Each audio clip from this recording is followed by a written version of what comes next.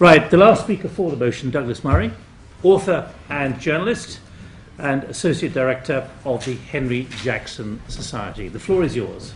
Thank you. Well, thank you very much. Thank you, ladies and gentlemen. Thank you to our hosts here tonight. If I can open on a spirit of boring bipartisanship, I want to agree with a lot of what our opponents here tonight have said, particularly what Roger Cohen just said now.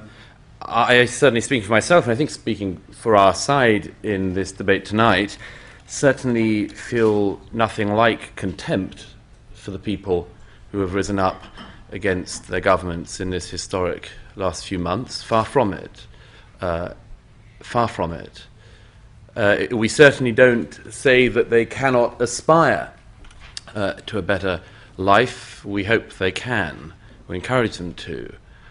So that those straw men, if I may say so, don't please fall for it. But secondly, I wanted to say that I also agree with Ahmed when he said what the problems are in the societies that we're talking about, not just Egypt, but in each of the societies which we'll talk about tonight. They have, I reckon myself, two primary problems. One, the terrific lack of democratic accountability across the region, and two, the terrible possession by a tiny elite of the vast proportion of the wealth of those nations, as Ahmed said, the utterly inequitable distribution of wealth. Any of these countries, as you well know, when you go around any of the countries in the region, you see this with your own eyes. Anyone can see it. A tourist can see it. Somebody with no knowledge of the region can see it.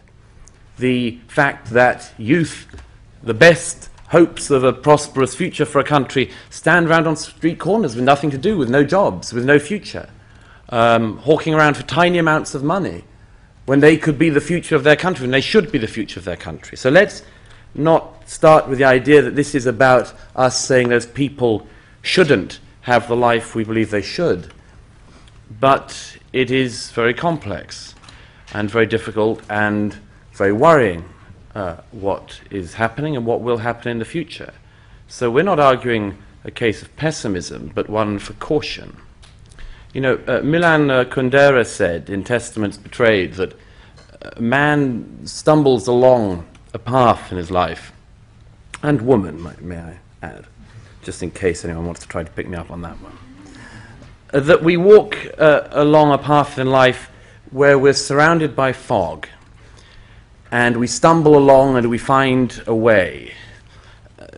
This isn't the interesting observation. The interesting observation is this, I think. Kundera says that when man looks back, he sees the man, he sees the path, but he doesn't see the fog. Everything afterwards looks like it was meant to happen. Everything looks like it was inevitable. The Whig interpretations take over. But as we're stumbling along this path, as North Africa and the Middle East stumbles along this path at the moment, it is very hard to see and to predict with any certainty the course of events. But I wanted to make, for our side, a couple of points which I think, as I say, should urge you to some degree of caution. The first, I would argue, is this. There are some patterns emerging. This is very early, but some patterns emerging. One of the most troubling to me is the following, that in the region, if you survey the governments, those who have fallen, those who are at threat, those who seem to be under no threat at all, by and large it is now possible to say that the slightly better or less worst governments have been most vulnerable to these revolutions, and the most bloodied, the most bloodthirsty, the most intransigent seem to be under no risk at all.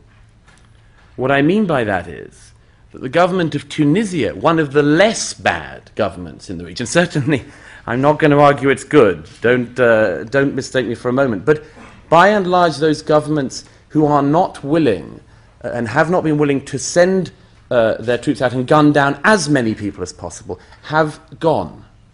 And those who are willing to be the most bloodthirsty are staying. Saudi was meant to have a day of rage. But of course, all the people who were going to partake in it disappeared into prisons, arrested, and so on. so it didn't happen. In Iran, we know the regime there, which has the blood of so many students and others on their hands, is willing again and again to gun down those people. So it is likely it will stay at the moment. I think this is, I flag up first, a very bad, very negative lesson of these last few months, and one we must hope doesn't continue. But it is a pattern that is emerging and should trouble us. The second issue is, those of us who feel only admiration for this historic set of events, only admiration for the people who have made history by, for the first time in the region, changing governments not by military coup, but by a bottom-up revolution against those governments, there is reason to have great concern for their hopes and their future. What happens to revolutionaries after the revolution? We all know from history that the revolutionaries tend not to survive the revolution, and the bodies of liberals lay over the barbed wire as others walk over them to the future they would like. And there are some signs that that will happen in the region. Now, certainly, if I were a young Egyptian in Tahrir Square, I would feel that my hopes for my country's future had by no means been answered so far when we still have the military in control of the country, when we still see that. So yes, one would like to be optimistic. I would love to be as optimistic as anyone about this, but I think we have to have an element of caution. Thirdly, you can generally judge societies and the patterns that are going to emerge from them by the way in which they treat minorities, by the way that those who are not the leading class, racial, religious group, whatever, in the country are treated. And there are already, again, very troubling signs of this. In Tunisia, in February, only days after the overthrow of the government, Islamists tore into the old quarter in Tunis and shut down those shops that they believed were haram. There was, of course, the murder of a Polish Catholic priest. I think I can be safe in saying the first sectarian murder of that kind in modern Tunisian history.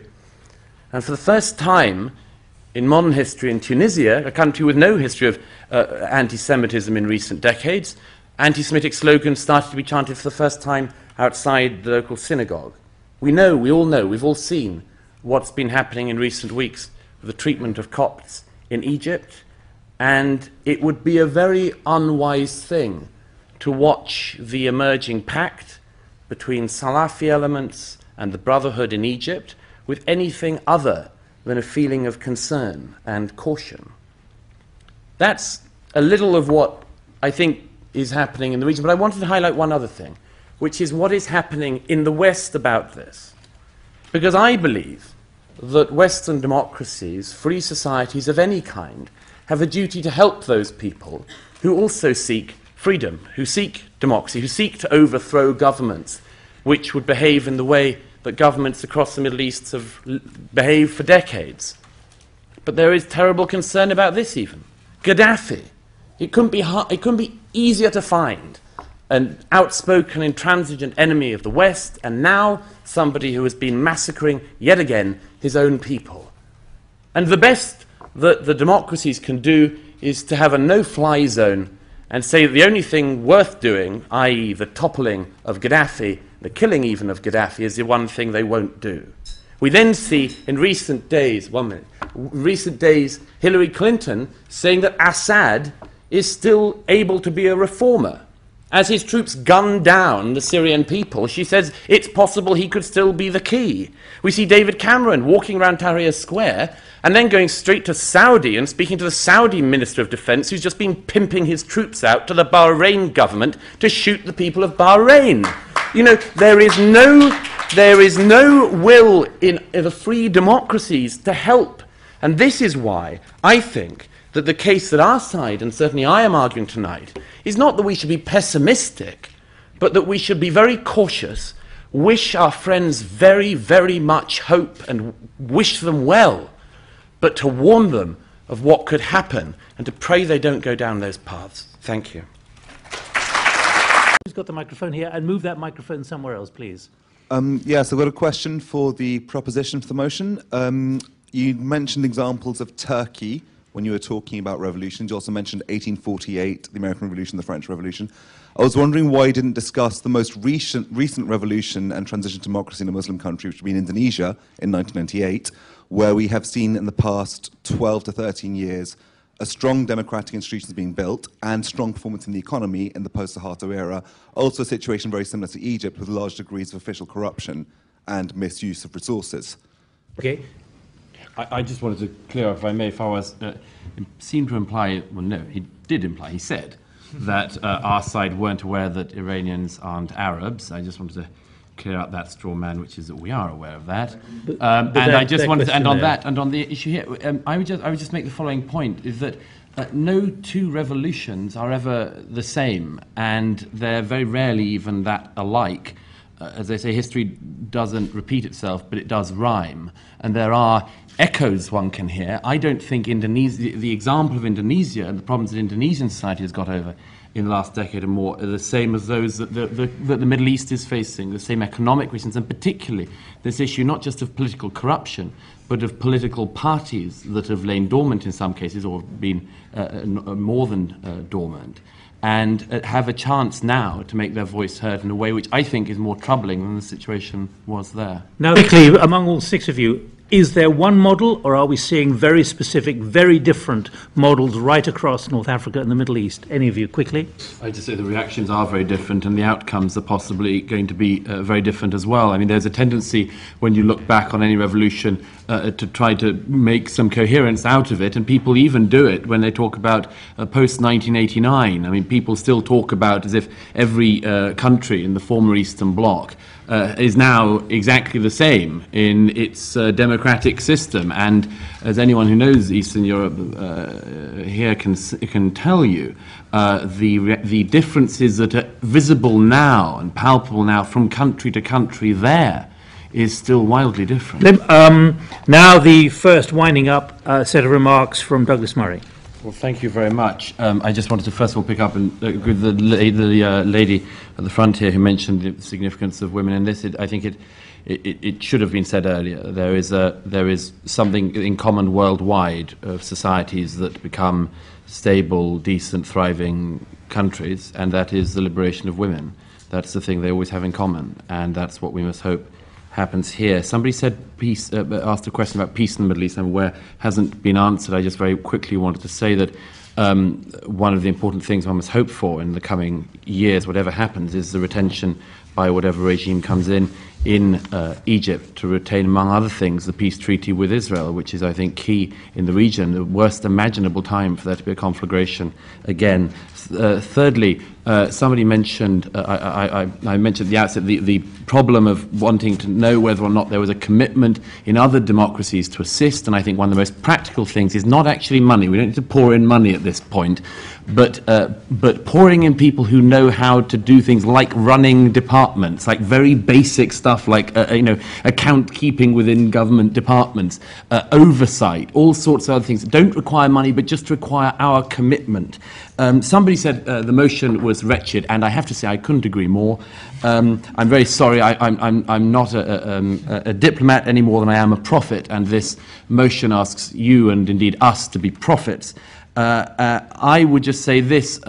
I hope that we can come back and have this debate next year, in 5 years' time, in 10 years' time, those of us around in some decades to come. I hope it's an annual fixture. And what's more, I hope that I and this side are proved wrong. I very much hope it. But I would urge once again that whatever our hopes, we also approach what is happening at the moment with caution and with care, and not to be blinded by our optimism.